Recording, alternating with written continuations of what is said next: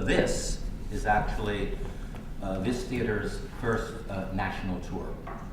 We have toured internationally before, and we have brought a production to a theater before, but this is the first time the theater's work is going out to multiple cities. So it's a huge thing for this theater. I had always found this play a potent play, and not a Jewish play. In fact, I think for the play to be powerful, it has to be a play about a number of things, outsiders in particular. And there's obviously more outsiders than Shiloh. The play is a very potent play because it has powerful stereotypes in it, as well as human beings in it. And people react to this in different ways. But what I find most powerful is that it's impossible to be indifferent to the play. So I was looking for some new insights into this play, because what is it, every 6 years most of our cells change, so I figure most of this is new. I was trying to find new insights into the play, and I picked up Sarah Bernhardt, this new biography that came out by Robert Gottlieb about the lives of Jewish artists. I found out that in her 60s, Sarah Bernhardt, in her 60s, toured the United States, and she's the only person that we think. Mostly she played Portia, but as a Jewish woman, she was curious about Shylock, so she alternated from night to night. So I thought, as Jeffrey said about making this new, I tried to imagine Murray. He didn't ask me to first, and I thought maybe some of the old ideas are good. Much has changed in this country in the past 4 years, and it has reinvigorated my interest in this play for good reasons, because it's a great work of art, and for some very unsettling reasons, because where we are right now.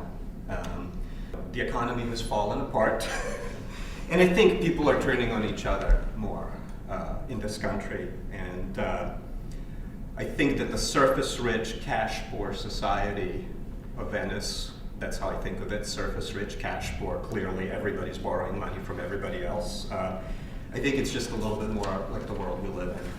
The fact that we're opening at Pace University a few blocks from the financial district. I mean, the play is full of dirty puns and cruel jokes, and it sort of seems like another unintentional pun, like another unintentional joke that we write there. But I think we should walk around in tech during the scenes and just go down to the financial district and do some first-hand research, because we're right there. In the first scene of the play, there is half a page where we see Bassanio, Gratiano, Lorenzo, Salieri, and Solanio together. And I'm always interested in the practical aspects of Shakespeare, knowing that he had a company of 16 or so actors, a little bit bigger than ours. How did he divide the numbers? And we've consolidated a little bit, because there's another Sal in the play. But the way that the numbers are stacked, I think Shakespeare is telling us about what the in crowd is. To be young, to be male, to be white, to be straight, to be Christian, and to be prosperous is the goal in this world. And everybody else is made fun of. Everybody else is excluded one way or the other. So while anti-Semitism and Shylock are on the front burner, there are jokes about foreigners, there are jokes about other religions, there are jokes about race, and it's there throughout the play.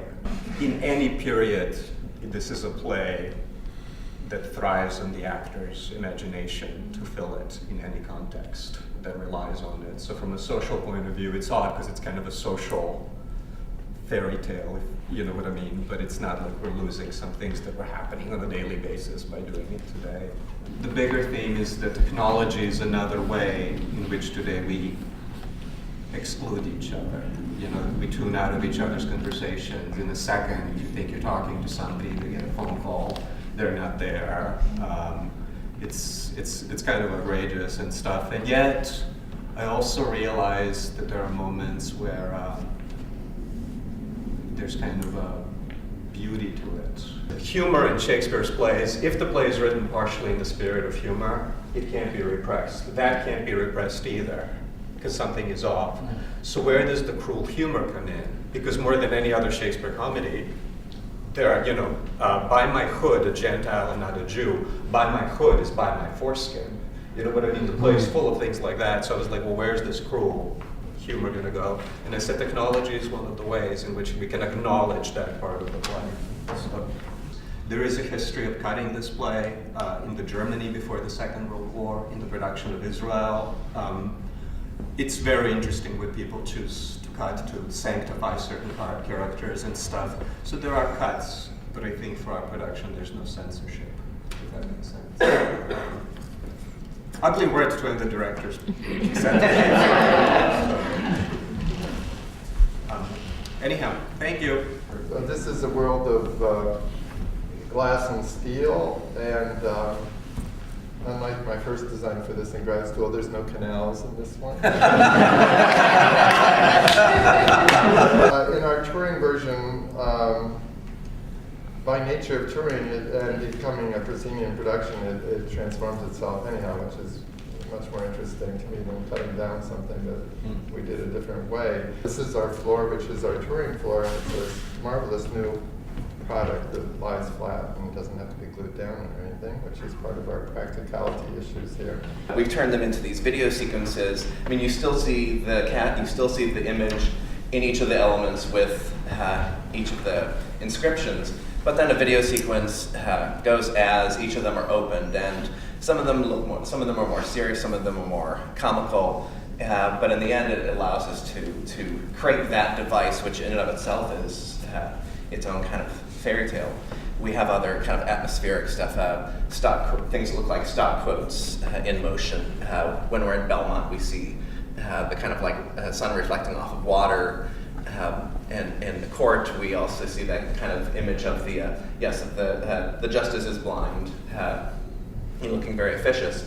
So we also use it as a transitional device during the show. The lighting serves to take us on the journey of the play through the different locations, most literally Belmont, Venice, the trial, but also it's the emotional arc of the play, the sort of steel and coldness, but then the warmth of Belmont to sort of contrast against it. And then lastly, or not even lastly, but additionally, the sort of emotional arc. At one point, we use a real sodium vapor streetlight, which has a very sort of narrow wavelength of light, and there's a sort of great loneliness in the quality of that light, the texture of that light. And so we use the lighting to tell the emotional arc as well as the actual arc of the play. The sound is trying to, in some ways, do the same thing in terms of dichotomy of old and new. There's some classical music, there's some modern punk loops that are used, and the merging of those two together going into the trial. A question now, even 2007 to 2011, we've been having conversations about how the computers have updated. In some ways, there may be some fine tuning of sort of making sure that current stuff is super current.